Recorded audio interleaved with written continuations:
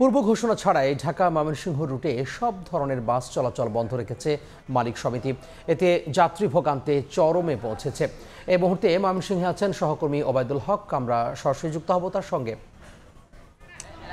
ওবায়দুল, আজকে সকাল থেকে ময়মনসিংহ বিভাগের যে বাস স্ট্যান্ডগুলো সেখান থেকে কোনো বাস ছেড়ে যায় নাই।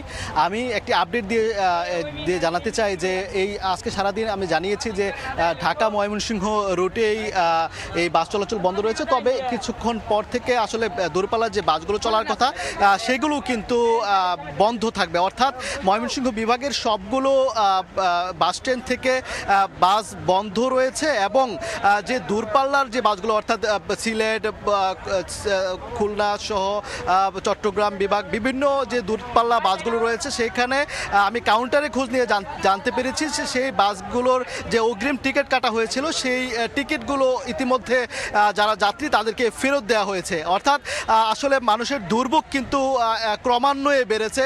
যারা অন্যান্য বিভাগে যাবেন তারাও কিন্তু যেতে পারছেন না, যার ফলে তারা কিন্তু চেষ্টা করছেন অন্তত ঢাকা গিয়ে কোনো রকমে যে কোনো উপায়ে বিকল্প উপায়ে ঢাকা গিয়ে সে ঢাকা থেকে আসলে অন্যান্য জায়গায় যাত্রা করার জন্য। এই ক্ষেত্রে কিন্তু এই বাস বন্ধ থাকার পরে ফলে যেটি হয়েছে যে এক ধরনের পরিবহন নৈরাজ্য আসলে শুরু হয়েছে, ভাড়া নিয়ে নৈরাজ্য শুরু হয়েছে।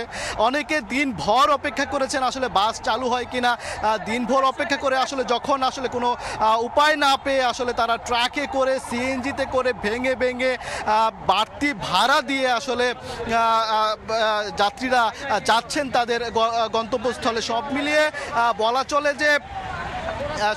বলা চলে যে একরকম নাজেহাল অবস্থা সাধারণ মানুষের, যারা ঢাকাগামী বা যারা দূরপাল্লার যাত্রী রয়েছেন আসলে তারা খুবই ভোগান্তিতে পড়েছেন। তো এই ছিল বাইপাস থেকে আমার কাছে সবশেষ তথ্য।